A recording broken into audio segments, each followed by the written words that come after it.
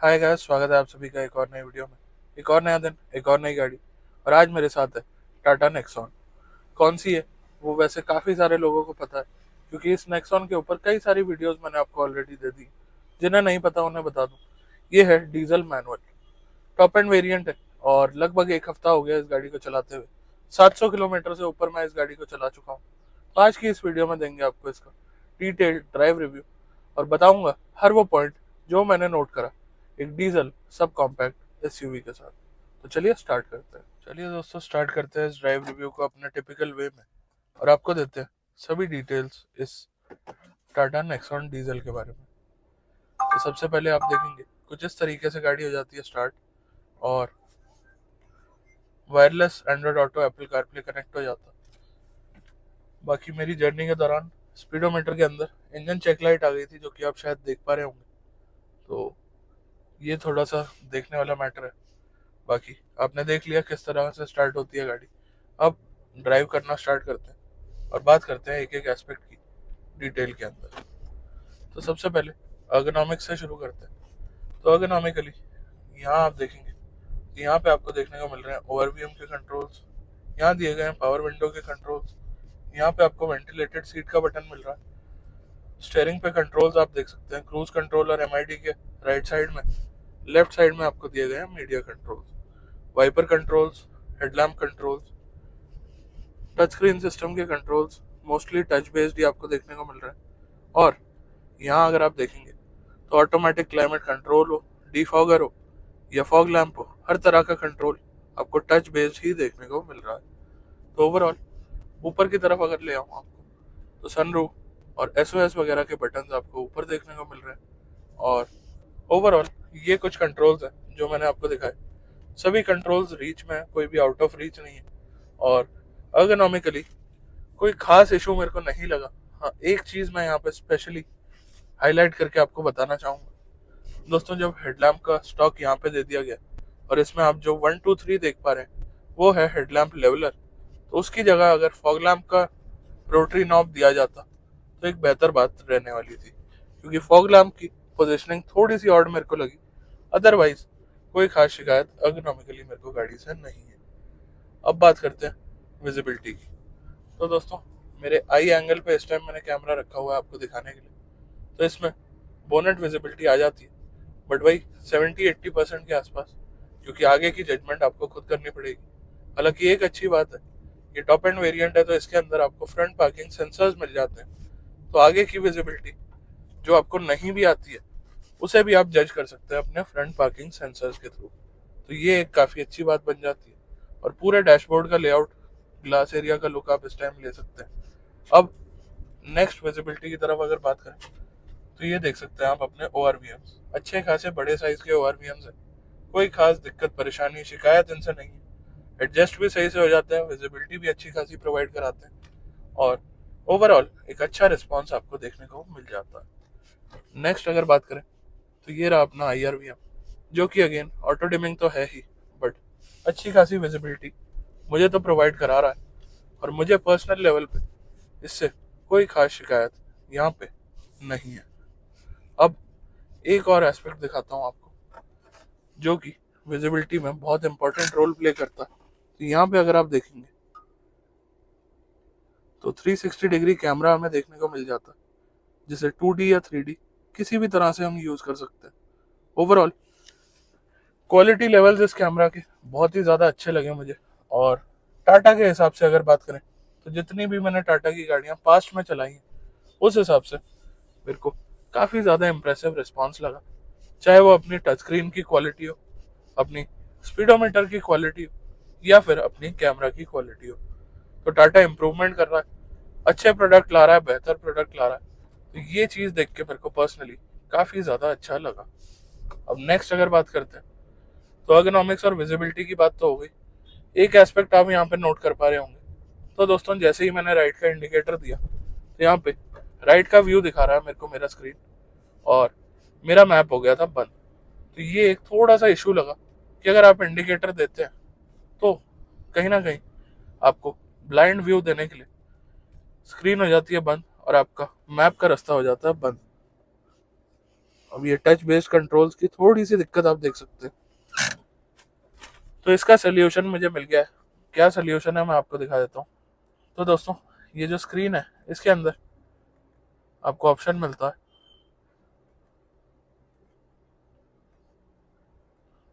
कहाँ पे मिलता है थोड़ा सा ढूंढना पड़ेगा मुझे, आपको भी दिखा देता हूँ साथ के साथ, ताकि जो लोग भी नेक्सॉन देख रहे हैं उन्हें इस चीज़ का आइडिया मिल जाए।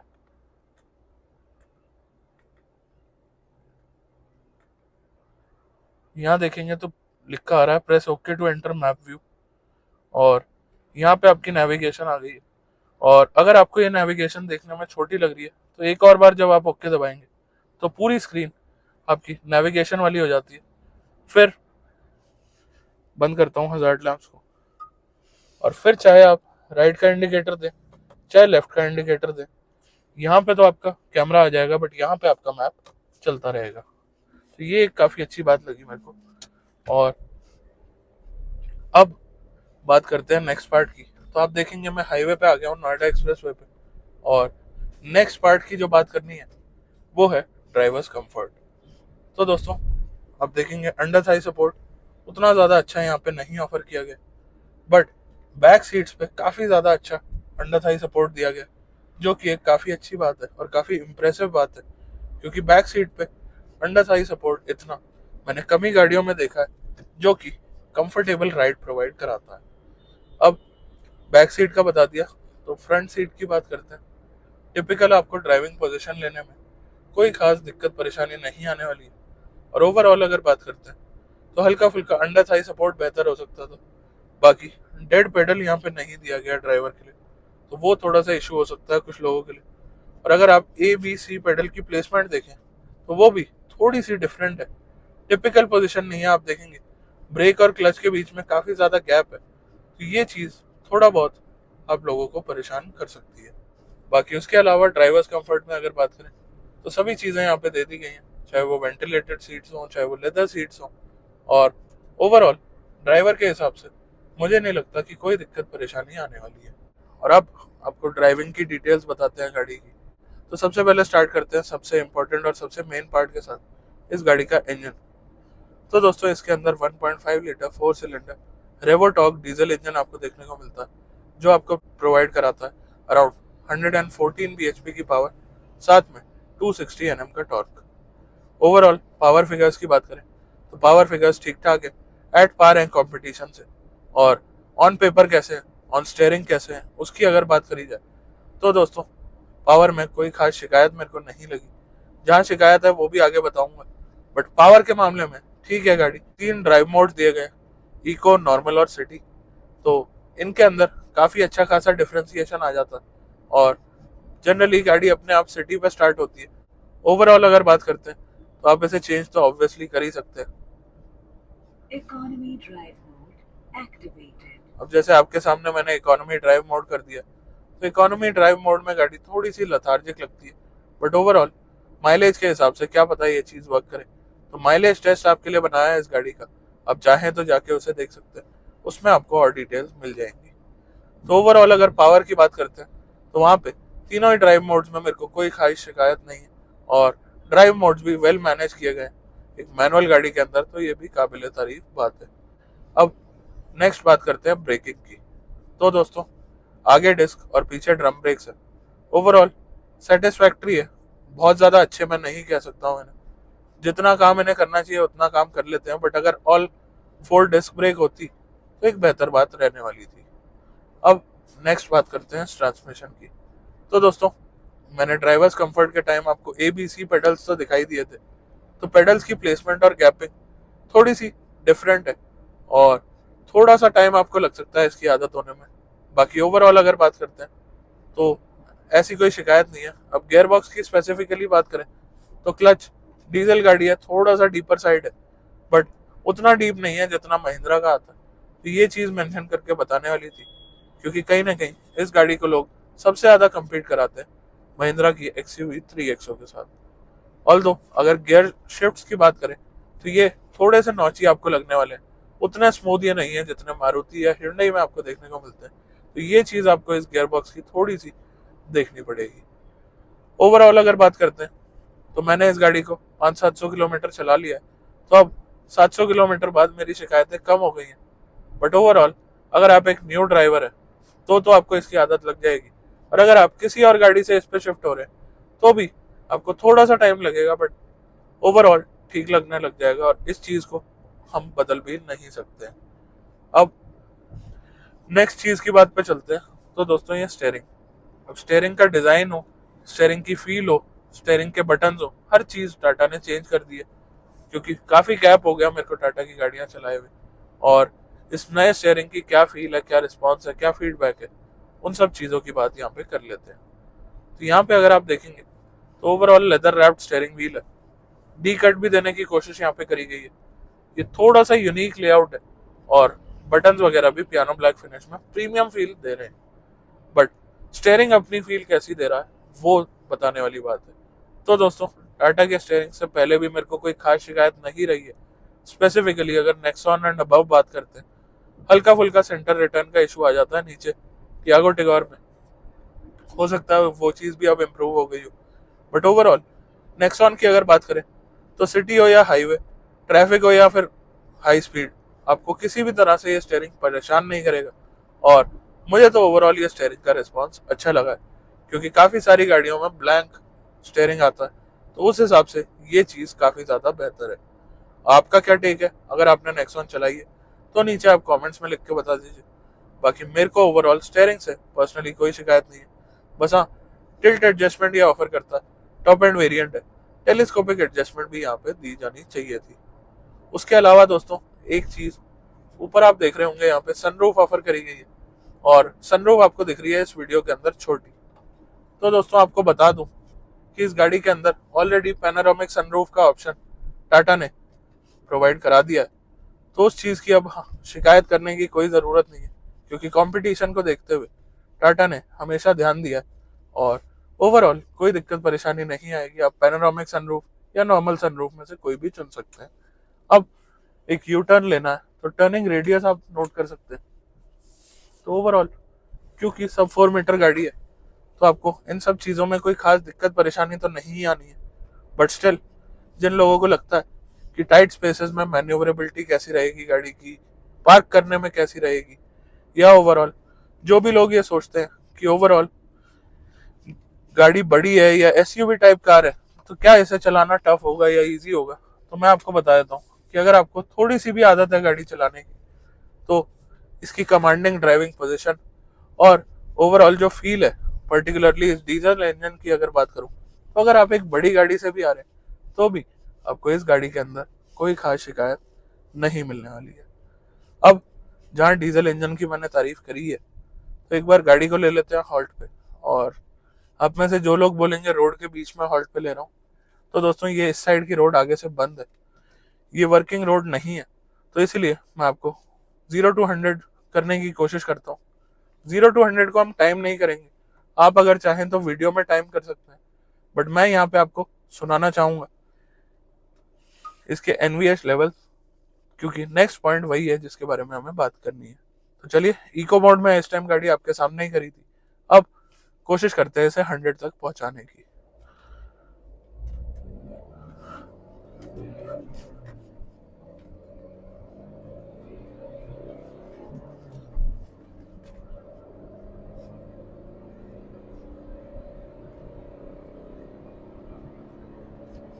और ये 100, तो ओवरऑल कितना टाइम लगा ये तो मैं नहीं बता रहा हूँ। वैसे भी इको मोड में 0 to 100 करने का कोई मतलब नहीं। अब स्पोर्ट मोड में भी आपको दिखा देना चाहिए कि क्या कुछ रिस्पॉन्स है। Sport drive mode activated. आपके सामने स्पोर्ट मोड लगा दिया, अब चलिए चलते हैं।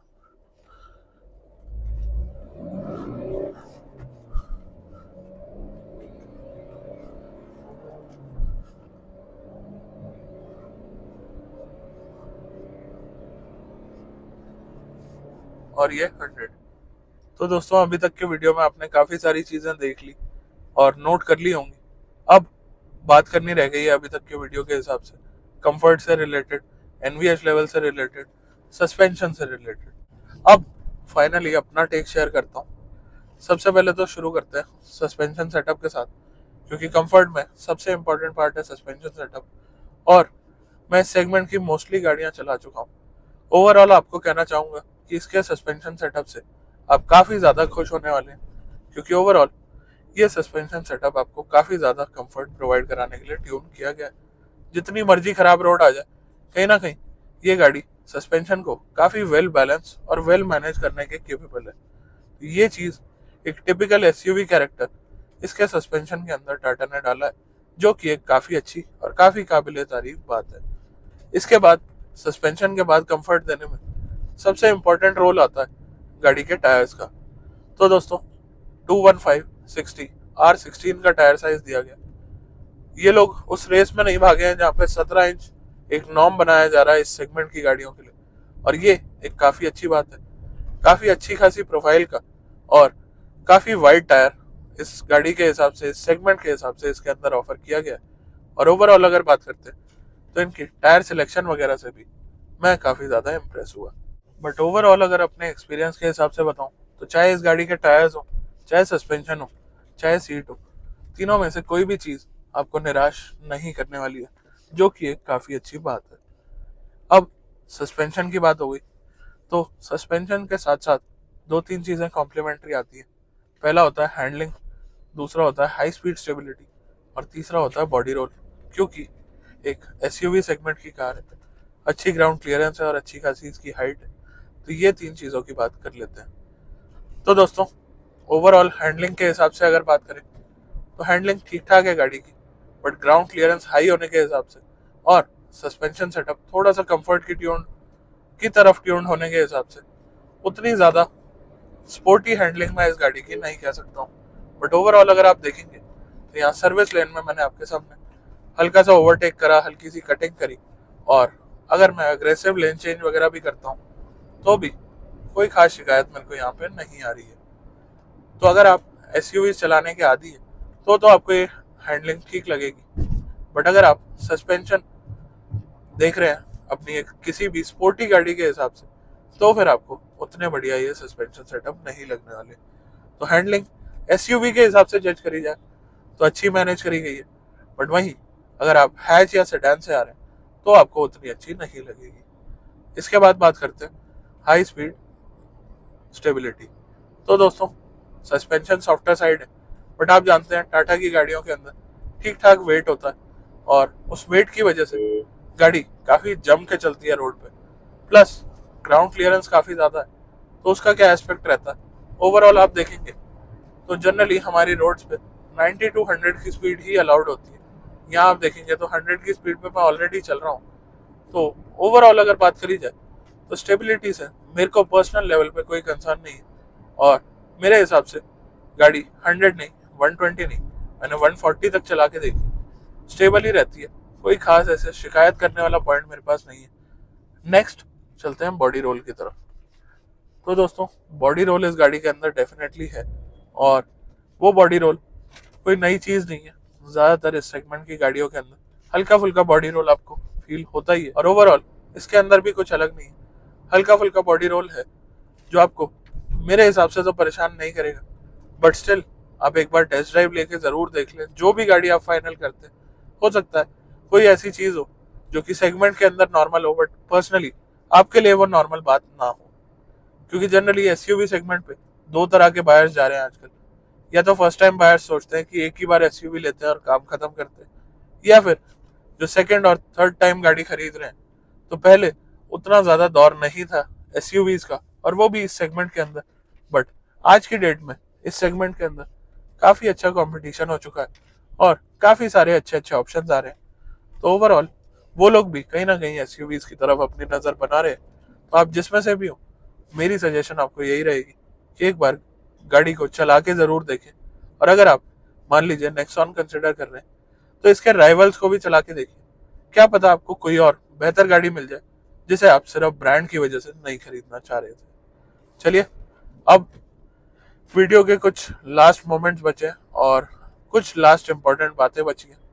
तो दोस्तों फीचर्स के मामले में अगर बात करी जाए तो टाटा ने काफ़ी ज़्यादा सुधार करा है, काफ़ी सारी चीज़ें इंप्रूव करी हैं, और ओवरऑल फील की बात करें, फीडबैक की बात करें और प्रीमियमनेस की बात करें तो चीज़ें वाकई प्रीमियम तो फील हो रही है, बट हल्की फुल्की निकल्स अभी भी रह जाती हैं। यहाँ आप देखेंगे तो ऊपर से हॉर्न बज रहा है, बट यही नीचे से अगर मैं बजाता हूँ तो आप देखेंगे पूरा जोर लगा रहा हूँ, बट इस पर्टिकुलर पॉइंट से हॉर्न नहीं बज रहा है। सेम स्टोरी है यहाँ पे, यहाँ आप देखेंगे तो नीचे की तरफ हॉर्न नहीं बज रहा। तो ये कुछ प्लेसेस से बजता है, प्लस इतना सारा जो पियानो ब्लैक दे दिया है उसे मेंटेन करना थोड़ा सा मुश्किल हो सकता है। ये एक मीडिया यूनिट है जो मैं इस टाइम चला रहा हूँ, और इस गाड़ी के अंदर भी एसी पैनल के आसपास काफी सारे स्क्रैचेस मेरे को दिखाई दे रहे हैं। चलिए दोस्तों, इसके बाद बात करते हैं नेक्स्ट पॉइंट की, जो कि है एनवीएच लेवल्स। अब जो लोग डीजल एसयूवीज के फैन हैं उन्हें तो इसकी ओवरऑल जो नॉइज लेवल्स हैं केबिन के अंदर और इंजन नॉइज वगैरह है वो पसंद आने वाली है। और वो भी लोग जो एक छोटी ऐसी गाड़ी देख रहे हैं जो उन्हें प्रॉपर एसयूवी वाली फीलिंग दे, वो भी इस गाड़ी के एनवीएच लेवल से खुश होने वाले हैं। बट कोई ऐसा कस्टमर जो अपनी रनिंग के कारण या फिर पहली बार डीजल पे जा रहा है फील के कारण कि वो चेक करना चाहता है डीजल इंजन कैसे हैं, किस तरह से चलते हैं, कोई भी रीजन हो सकता है किसी का डीजल पे जाने का। जरूरी नहीं है कि हर कोई अपनी रनिंग देख के ही एक डीजल गाड़ी खरीदे। तो यहाँ पे क्या पार्ट है? तो यहाँ पे ऐसा पार्ट है कि दोस्तों नॉइज तो गाड़ी के अंदर है, लो आरपीएम बोलें, हाई आरपीएम बोलें, इवन जब आइडल स्टार्ट करते हैं आप इंजन को तो आपको पता लग जाता है कि जी हाँ, आप एक डीजल इंजन चला रहे हैं। वाइब्रेशन की बात करें तो हल्की फुल्की वाइब्रेशन आपको क्लच पे भी और गियर लिवर पे भी देखने को मिलती है, तो ये चीज भी आपको ध्यान देनी पड़ेगी।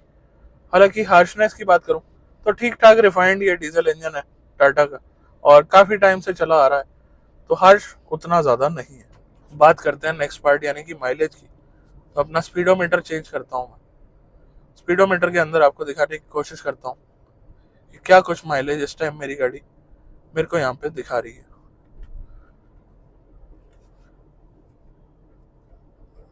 बाकी इसका माइलेज टेस्ट आपके लिए बनाया हुआ है, उसे भी आप चाहें तो जाके देख सकते हैं। तो लास्ट 615 किलोमीटर की माइलेज ये गाड़ी दिखा रही है अराउंड 17.7 की, और 17.7 दिखा रही है तो हम मान लेते हैं कि ये गाड़ी 15 की माइलेज भी दे रही है।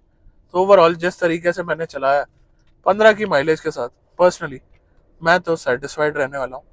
बाकी डेफिनेटली आपके लिए मैंने हाईवे माइलेज टेस्ट बना दिया, और माइलेज का अगर डिवीजन करते हैं तो आपको बता देता हूँ कि सिटी में अगर ट्रैफिक वगैरह में आपका रन है तो ये गाड़ी आपको 15 से 16 की एवरेज देगी।